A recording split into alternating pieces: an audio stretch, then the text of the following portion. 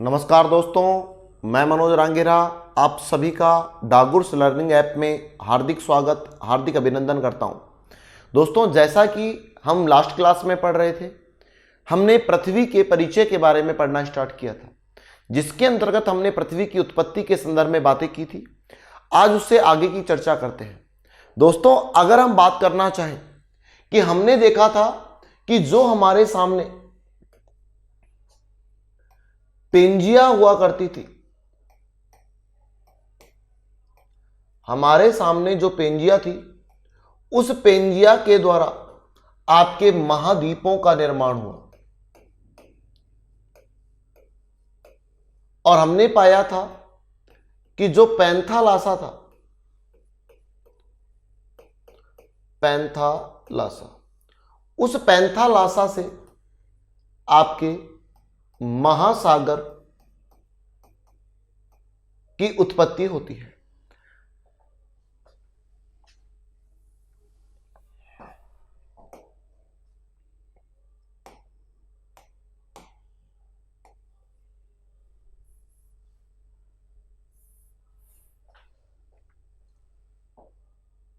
नमस्कार दोस्तों, आप सभी का डागुर्स ऐप पर हार्दिक स्वागत, हार्दिक अभिनंदन करता हूं। दोस्तों, लास्ट क्लास में हम पृथ्वी की उत्पत्ति को लेकर पढ़ रहे थे और हमने लास्ट क्लास में अध्ययन किया था कि आपके जो पेंजिया हुआ करती थी, उस पेंजिया के दो टुकड़े हुए। ऊपर वाले टुकड़े को हमने अंगारा लैंड नाम दिया, जबकि नीचे वाले टुकड़े को हमने नाम दिया गोंडवाना लैंड। अंगारा लैंड के 3 टुकड़े हुए, जिसमें आपके उत्तरी अमेरिका, यूरोप, एशिया, जबकि आपके गोंडवाना लैंड के 4 टुकड़े होते हैं। एक का नाम दक्षिण अमेरिका, अफ्रीका, ऑस्ट्रेलिया व अंटार्कटिका। इससे आगे हमने देखा था ये 7 टुकड़े आज वर्तमान समय में महाद्वीप के नाम से जाने जाते हैं। दोस्तों, सबसे पहले हमने जानना चाहा कि ये महाद्वीपों की जो उत्पत्ति हुई है वह आपके अंगारा लैंड व गोंडवाना लैंड से हुई है। दूसरा हमने जानना चाहा कि जो महासागर है, उन महासागरों की उत्पत्ति आपके पैंथालासा नामक विशालकाय जलराशि से उनकी उत्पत्ति मानी जाती है।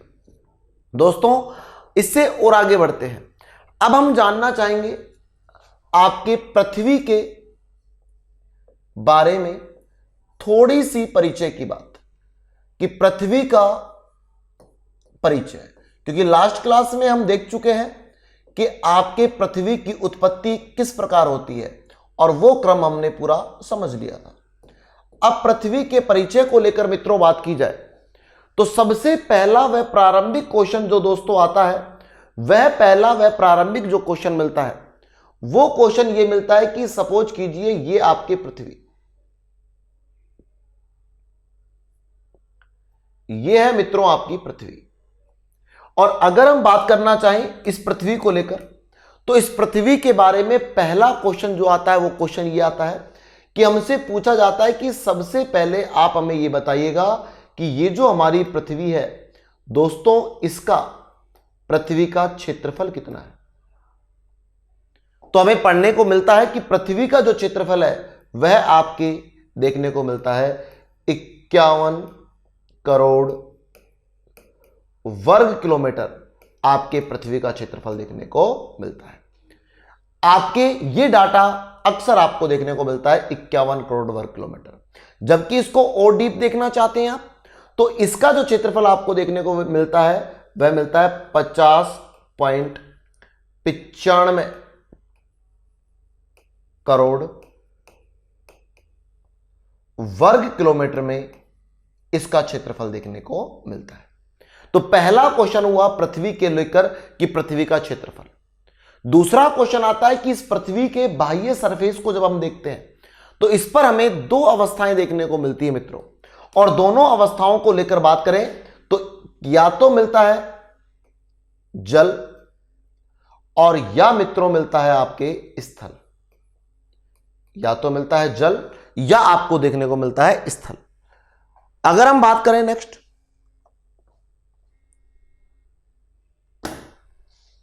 अगर हमने जानना चाहा जल और स्थल को लेकर कि जल कितना स्थल कितना, तो हमने साहब यहां पर एक लाइन खींची और इस लाइन के माध्यम से अगर हम बात करें तो ये ऊपर वाला जल और नीचे वाला क्या है, स्थल। और हम कह सकते हैं इस डायग्राम को देखकर चाहे कुछ भी हो जाए, जल ज्यादा मात्रा में है और स्थल क्या है, कम मात्रा में है। अगर मित्रों हम इन दोनों को 100% मान लें तो हम जानना चाहेंगे जल कितने परसेंट में फैला हुआ है, तो मित्रों हमें पता चलता है जल फैला हुआ है 71% में। जबकि स्थल को लेकर बात की जाती है तो स्थल का जो रेशो मिलता है, जो परसेंट मिलता है, प्रतिशत मिलता है, वह मिलता है 29%। अर्थात मित्रों 29% भाग पर आपके स्थल आपको देखने को मिलता है, जबकि आपके 71% भाग पर आपके जल देखने को मिलता है। हमने जानना चाहा कि अगर इसको और डीप एग्जामिनर पूछ लेता है तो उसका आंसर क्या होगा। तो दोस्तों ये जो आपके स्थल है, स्थल को और डीप पूछता है तो आपका आंसर आएगा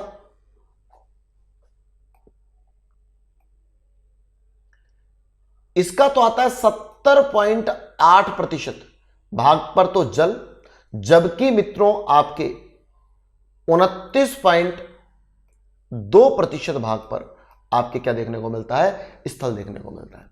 जबकि आपके सामान्य एग्जाम में जब भी क्वेश्चन आता है तो वो आपके ये राउंड फिगर देखने को मिलता है।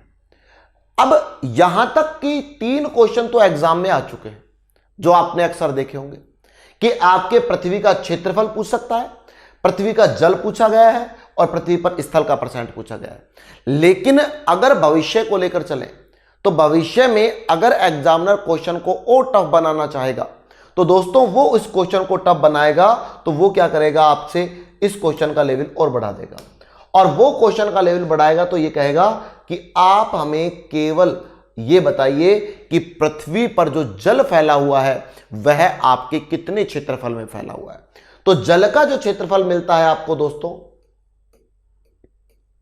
वह देखने को मिलता है आपके 36.11 करोड़ वर्ग किलोमीटर में आपके क्या फैला हुआ है, जल।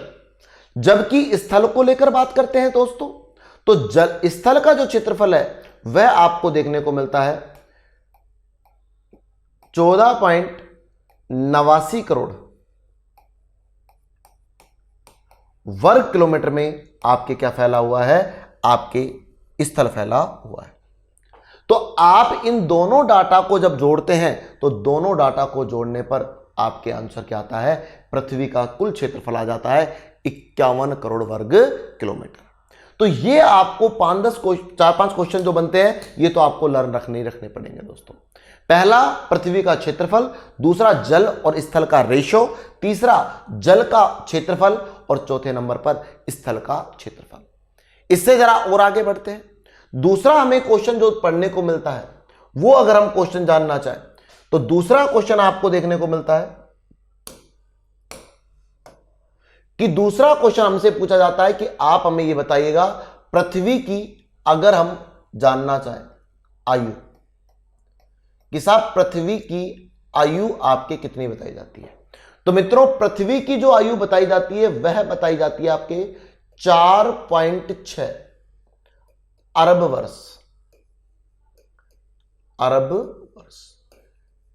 कि आप कह सकते हैं जिस प्रकार हम हमारे से कोई हमारी आयु पूछता है तो हम हमारी आयु का कैसे आकलन करते हैं।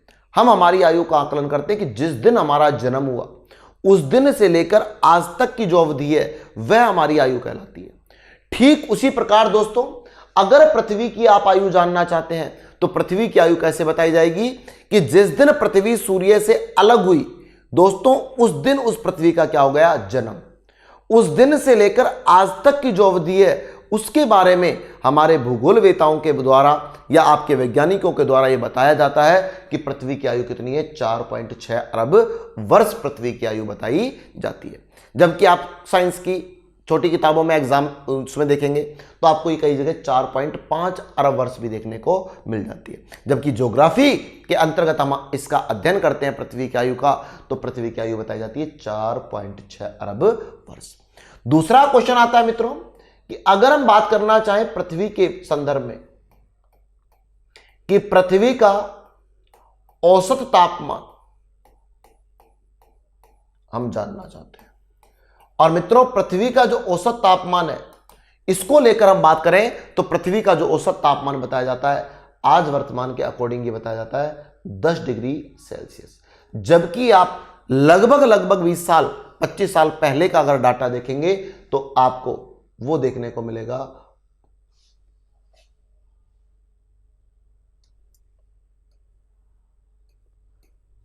15 डिग्री सेल्सियस। अब वर्तमान में आपको याद रखना है 10 डिग्री सेल्सियस। नेक्स्ट क्वेश्चन आता है दोस्तों, हमसे पूछा जाता है कि आपसे पूछा क्वेश्चन कि आप हमें यह बताइएगा पृथ्वी की आकृति कैसी है। और मित्रों, हमसे जब यह पूछा जाता है कि पृथ्वी की आकृति कैसी, तो पृथ्वी की आकृति को लेकर याद रखिएगा, पृथ्वी की जो आकृति है वह हमें बताई जाती है लघुवक्ष गोलाभ। कि पृथ्वी की आकृति बताई जाती है लघुवक्ष गोलाभ। हमने कहा साहब इस शब्द को जो आपने बताया है आकृति, ये हमारे तो समझ में आई नहीं है कि लघुवक्ष गोलाभ से तात्पर्य किससे। तो बताया गया लघुवक्ष गोलाभ की अगर आप बात करते हैं तो यह जो लघुवक्ष शब्द है यह दो शब्दों से मिलकर बना है दोस्तों। एक तो आपके लघु और एक मित्रों अक्ष। एक लघु और दूसरा क्या है, अक्ष। लघु से तात्पर्य है छोटे से, सकड़े से, अल्प से, जबकि अक्ष से तात्पर्य है उसके किनारे वाले भाग से।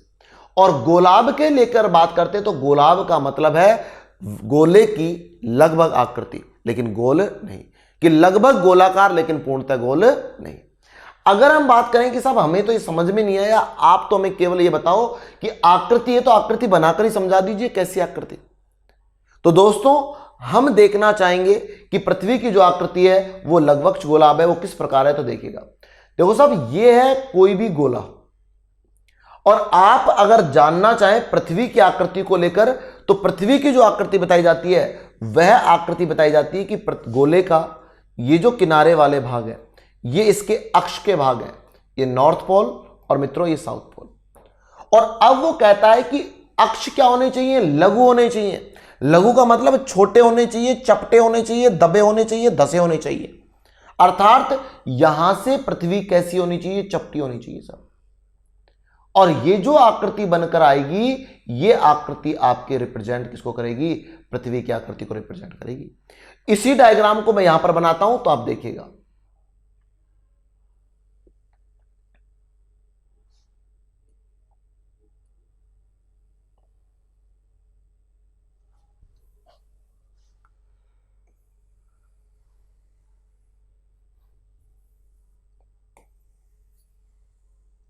कि ये जो आकृति है यहां से जो चपटी होगी ये आकृति आपके कैसी आकृति कहलाती है, लघुवक्ष गोलाभ आकृति कहलाती है। लघुवक्ष गोलाभ आकृति देखने को मिलती है। अर्थात आप देख पा रहे होंगे कि यह जो पृथ्वी है यह पृथ्वी आपके क्या देखने को मिल रहा है,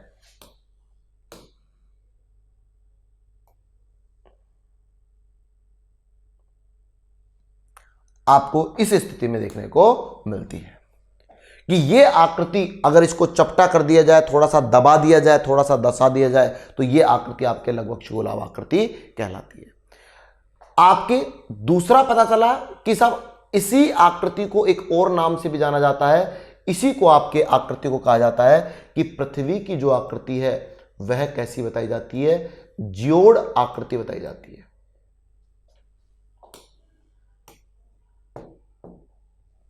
कि पृथ्वी की आकृति कैसी है, जियोड। हमने कहा साहब ये तो हमने नाम ही आज सुना है जियोड शब्द। तो बताया गया जियोड शब्द जो आकृति बताई गई वो एक विशेष व्यक्ति के द्वारा बताई गई और उस विशेष व्यक्ति का नाम था जॉन हर्शेल। ये भी एग्जाम में कई बार क्वेश्चन आता है कि पृथ्वी की आकृति लघुवक्ष गोलाभ जो बताई गई है वो किसके अनुसार बताई गई है। तो जॉन हर्शेल के अनुसार पृथ्वी की आकृति कैसी बताई गई है, लघुवक्ष गोलाभ ना बताकर जियोड बताई गई है। जियोड आपके एक शब्द, नया शब्द की उत्पत्ति हुई और इस नए शब्द की उत्पत्ति करने वाला व्यक्ति कौन था, जॉन हर्शेल। और ये जॉन हर्शेल बताता है कि पृथ्वी की जो आकृति है वो कैसी है, लघुवक्ष गोलाभ ना होकर जियोड है। इससे और आगे चलते हैं साहब। नेक्स्ट क्वेश्चन आता है हमारा कि अगर हम बात करना चाहें हमारी इस पृथ्वी को लेकर, तो हमारे को पूछा जाता है कि पृथ्वी का एक उपनाम है, और पृथ्वी का जो मित्रों उपनाम है, उस उपनाम को लेकर बात करें तो इसे कहा जाता है दोस्तों नीला ग्रह। नीला ग्रह। तो हमने जानना चाहा इसको नीला ग्रह क्यों कहा जाता है, तो बताया जाता है ये जो हमारी पृथ्वी है, इसका बाह्य सरफेस जो है, जब हम इस पृथ्वी से थोड़ा दूर जाएंगे और दूर जाकर जब हम पृथ्वी को देखते हैं तो हमें इस पर जो रंग दिखाई देता है वो नीला रंग दिखाई देता है।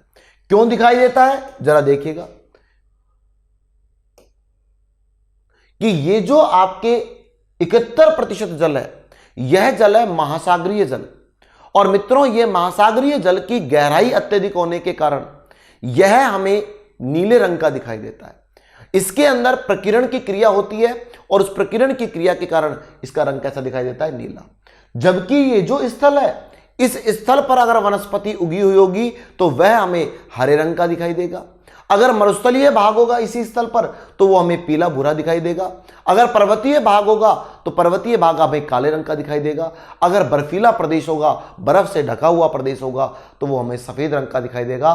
कहने का तात्पर्य है कि इस पर तो विभिन्न रंगों की प्रधानता पाई जाती है, जबकि ऊपर वाला जो 71% भाग है वो केवल नीले रंग का दिखाई देता है।